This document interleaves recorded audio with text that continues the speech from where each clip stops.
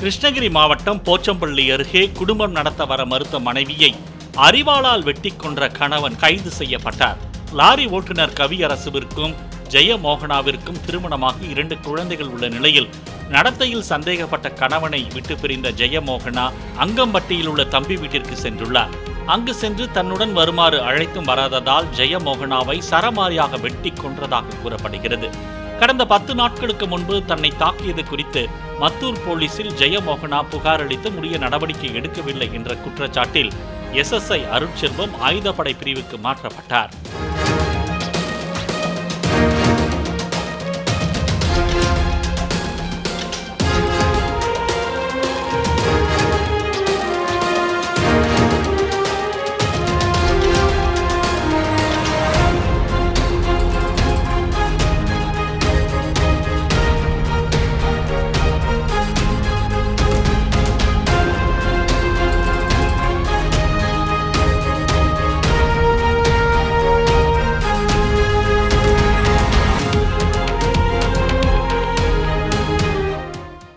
Play store மற்றும் app ஸ்டோரில் இருந்து பாலிமர் செயலியை QR கோடு மூலம் பதிவிறக்கம் செய்யுங்கள்.